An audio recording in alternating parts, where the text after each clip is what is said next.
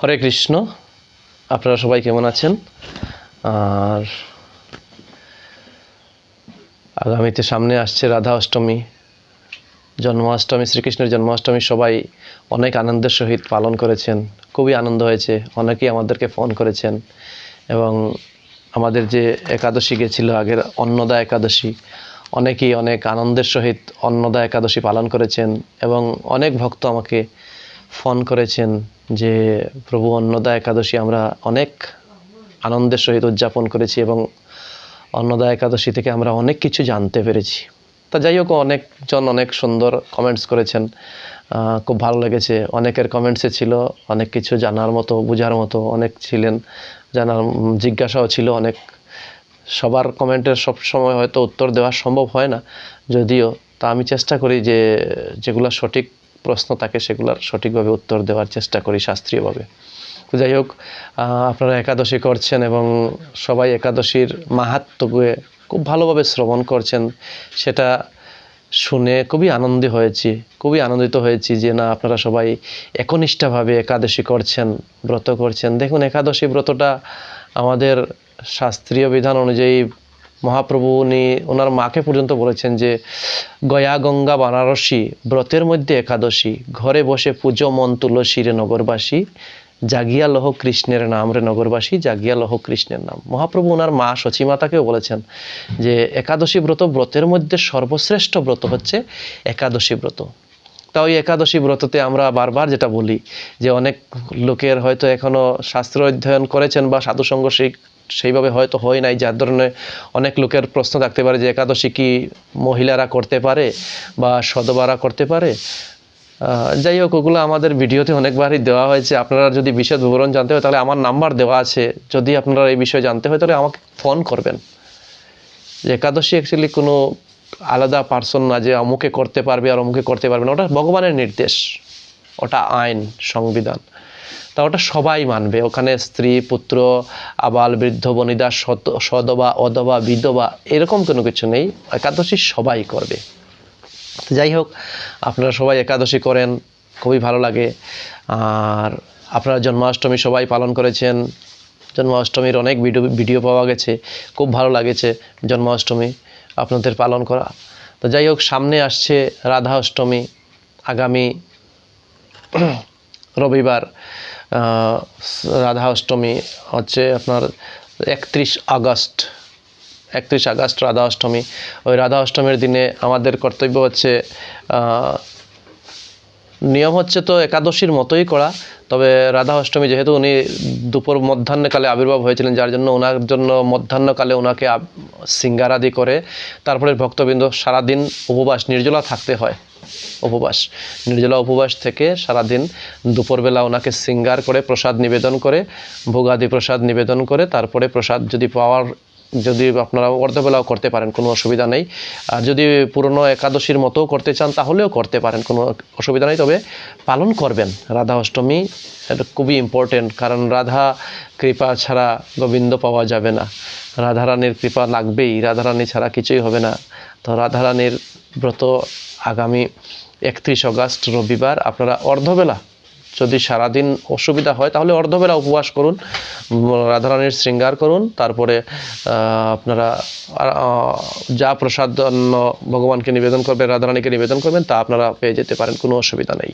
এইভাবে আপনারা রাধারানীর রাধা অষ্টমী সেটা পালন করুন, সবাই পালন করুন। ওইখানে কোনো বাধা, কারণ শাস্ত্র নিয়ম পালন করাই হচ্ছে আমাদের কর্তব্য।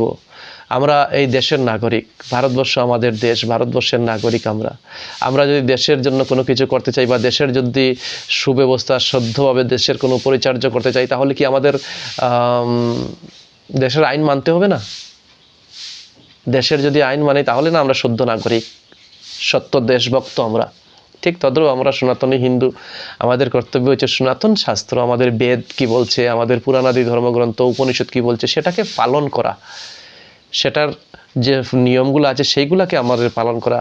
নাকি উনি কি বললেন, সে কি বললেন, ওইগুলো তো আমাদের সাবজেক্ট না। আমাদের সাবজেক্ট হচ্ছে আমাদের শাস্ত্র ধর্মগ্রন্থ কি বলছে, পুরাণাদি ধর্মগ্রন্থ কি বলছে, আমরা সেটাকে ফলো করব। তো যাই হোক, সামনে আবার রাধা অষ্টমীর পরেই আসছে আবার একাদশী ব্রত, সেটা হচ্ছে পার্শ্ববর্তী একাদশী। ভগবান শ্রীহরি শয়ন একাদশী থেকে নিয়ে উত্থান একাদশী পর্যন্ত চতুর্মস্যাং ব্রত 4 মাস থাকে ওই জায়গাতে। সেই 4 মাসের মধ্যে পার্শ্ব একাদশী হচ্ছেন পুরা মধ্যকালীন। 2 মাস পরে ভগবান পার্শ্ব পরিবর্তন করেন, মানে পাশ ফিরান। এক পাশে ঘুমিয়েছিলেন, ওই পাশ থেকে আরেক পাশে পাশ ফিরানোর নামই হচ্ছে পার্শ্ব একাদশী বা পরিবর্তিত একাদশী। তা সেই পার্শ্ব একাদশীর মাহাত্ম্য ব্রহ্মাণ্ড পুরাণে বা ব্রহ্মবৈবর্ত পুরাণে শ্রীকৃষ্ণ যুধিষ্ঠির মহারাজ সংবাদে খুব সুন্দরভাবে বর্ণিত হয়েছে সেই একাদশী। তাই এখানে একটা সমস্যা হতে পারে, অনেক লোকের একটা সিদ্ধান্ত আসছে যে সেই একাদশীটা কবে, আমরা সেই একাদশী ব্রত কবে করব। অনেক লোকের হচ্ছে যে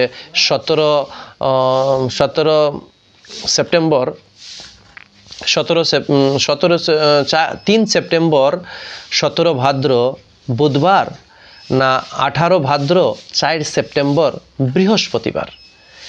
তা শাস্ত্রীয় সিদ্ধান্ত PM বাগচি ডাইরেক্টরি পঞ্জিকা বা শ্রী শ্রী চৈতন্য মহাপ্রভু গৌরীয় মঠের পঞ্জিকা বা গৌরীয় সিদ্ধান্ত অনুযায়ী, আমরা গোস্বামীগণের মত অনুযায়ী সেই দিন পরের দিন হচ্ছে আমাদের বামন দ্বাদশী। বামন দ্বাদশী থাকার কারণে সেই একাদশীটা আমরা পালন করব পরদিন, মানে 18 ভাদ্র 4 সেপ্টেম্বর বৃহস্পতিবার আমরা একাদশী ব্রত পালন করব। তারিখটা মনে রাখবেন। আবার ক্যালেন্ডারে থাকতে পারে যে বুধবার একাদশী, না বুধবার একাদশী ক্যালেন্ডারে দেওয়া হয়েছে, বাট ক্যালেন্ডারেরটা মানবেন না আপনারা।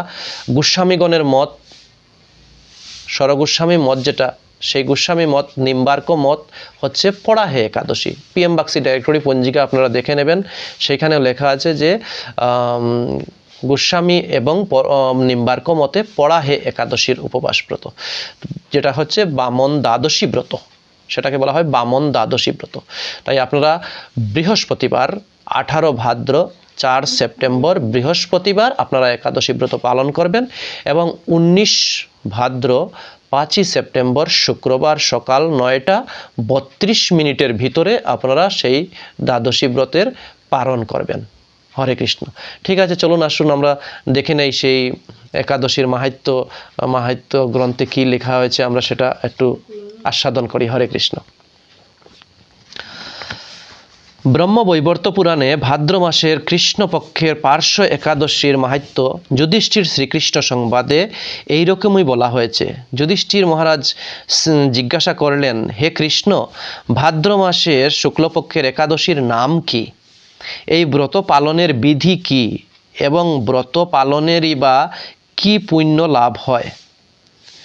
উত্তরে ভগবান শ্রীকৃষ্ণ বললেন, হে ধর্মরাজ, মহাপুণ্যপ্রদা, সমস্ত পাপ হারিণী এবং মুক্তিদায়িনী এই একাদশী বাজপেয়ী যজ্ঞ থেকেও বেশি ফল দান করে। বাজপেয়ী যজ্ঞ থেকেও বেশি ফল দান করে। যে ব্যক্তি এই তিথিতে ভক্তি সহকারে ভগবান শ্রী বামন দেবের পূজা করেন, তিনি ত্রিলোকে পূজিত হন। এই একাদশী হচ্ছে বামন দ্বাদশী। বামন হচ্ছেন যিনি দৈত্যরাজ বলি মহারাজকে উদ্ধার করেছিলেন, বটুক ব্রাহ্মণ, বামন অবতার রূপে। সেই বামন প্রভুর, বামন ভগবান বামন অবতারের যদি সেই দিন পূজা অর্চনা বিশেষভাবে করা হয়, সেই দিন অনেক পুণ্যদায়ক, অনেক ফুলদায়ক। বামন অবতারের পূজা অর্চনা বা ওনার উদ্দেশ্যে ভোগ নিবেদন করা, ওনাকে ফুল নিবেদন করা, পুষ্প চয়ন করে ওনাকে নিবেদন করা, এই দিন অনেক উপকারী। বামন দ্বাদশী সেটাকে বলা হচ্ছে। পদ্মফুলে পদ্মলোচন শ্রী বিষ্ণুর অর্চনকারী বিষ্ণুলোক প্রাপ্ত হন। পদ্মফুল দিয়ে, ওই দিন পদ্মফুল দিয়ে, পদ্মলোচন মানে এই যে পদ্মলোচন, ভগবান শ্রীকৃষ্ণেরই একটা নাম হচ্ছে পদ্মলোচন। শ্রী বিষ্ণুর অর্চনা করলে বিষ্ণুলোক প্রাপ্ত হওয়া যায়। শায়িত ভগবান এই তিথিতে পার্শ্ব পরিবর্তন করেন। ভগবান শয়নে ছিলেন, এই তিথিতে পার্শ্ব পরিবর্তন করেন, তাই এর নাম পার্শ্ব একাদশী বা পরিবর্তিত একাদশী। যুধিষ্ঠির মহারাজ বললেন, হে জনার্দন, আপনার এ সকল কথা শুনেও আমার সন্দেহ পূর্ণরূপে দূর হয়নি। এখানে প্রশ্ন থেকে যাচ্ছে যুধিষ্ঠির মহারাজের, যে আপনি যেগুলো বলছেন ঠিক আছে, কিন্তু তাতেও আমার যেটা জানতে চাচ্ছি সেটা পরিপূর্ণ হচ্ছে না, আপনি আরও কিছু বলুন। হে দেব, আপনি কিভাবে শয়ন করেন, কিভাবেই বা পার্শ্ব পরিবর্তন করেন, আর চতুর্মস্য ব্রত পালনকারীর কি কর্তব্য এবং আপনার শয়নকালে লোকের কি করণীয়, এইসব বিষয়ে বিস্তারিতভাবে আমাকে বলুন। আর কেনই বা দৈত্যরাজ বলিকে বেঁধে রাখা হয়েছিল তা বর্ণনা করে আমার সকল সন্দেহ দূর করুন। শ্রীকৃষ্ণ বললেন, হে রাজন, দৈত্যকুলে আবির্ভূত প্রহ্লাদ মহারাজের পৌত্র বলি, পৌত্র মানে নাতি, প্রহ্লাদ মহারাজের পুত্র হচ্ছেন বিরোচন, বিরোচনের পুত্র হচ্ছেন দৈত্যরাজ বলি। প্রহ্লাদের পিতার নাম হচ্ছে হিরণ্যকৌশিপু। তা মহারাজের পৌত্র বলি আমার অতি প্রিয় ভক্ত ছিল।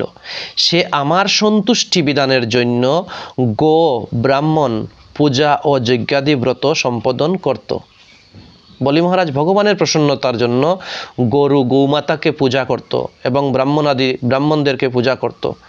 কিন্তু ইন্দ্রের প্রতি বিদ্বেষবশত সকল দেবলোক সে জয় করে নেয়। তখন দেবতাগণ সহ ইন্দ্র আমার শরণাপন্ন হয়েছিল। তাদের প্রার্থনায় আমি ব্রাহ্মণ বালক বেশে বামন রূপে বলি মহারাজের যজ্ঞস্থলে উপস্থিত হলাম। তার কাছে আমি ত্রিপাদ ভূমি মাত্র প্রার্থনা করেছিলাম।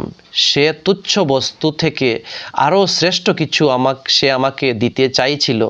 আমি কেবল ত্রিপাদ ভূমি গ্রহণে স্থির থাকলাম। দৈত্যগুরু শুক্রাচার্য আমাকে ভগবান রূপে জানতে পেরে বলি মহারাজকে এই দান দিতে নিষেধ করেছিলেন।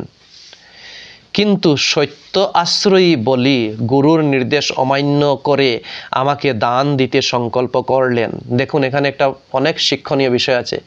যদি হরি ভক্তি, বিষ্ণু ভক্তি, কৃষ্ণ ভক্তি, রামের সেবা, এই সেবাতে, হরি ভক্তি, বিষ্ণু ভক্তির সেবাতে যদি কোনো গুরুদেব বাধাপ্রাপ্ত করেন, তাহলে বলি মহারাজ এখানে দৃষ্টান্ত দিচ্ছেন যে সেই গুরুদেবকেও আমাদেরকে ত্যাগ করা উচিত। আমি বলি নাই, সেই মাহাত্ম্যতে বলা হয়েছে ব্রহ্মবৈবর্ত পুরাণে যে বলি মহারাজ ওনার গুরুকে ত্যাগ করেন যে গুরুর দ্বারা বিষ্ণু ভক্তি হয় নাই, যে গুরু বিষ্ণুর সেবা, কৃষ্ণের সেবা থেকে শিষ্যকে বঞ্চিত করেন, সেই গুরুকে ত্যাগ করা শাস্ত্রের নির্দেশ, আমার কোনো কথা নয়। হরে কৃষ্ণ।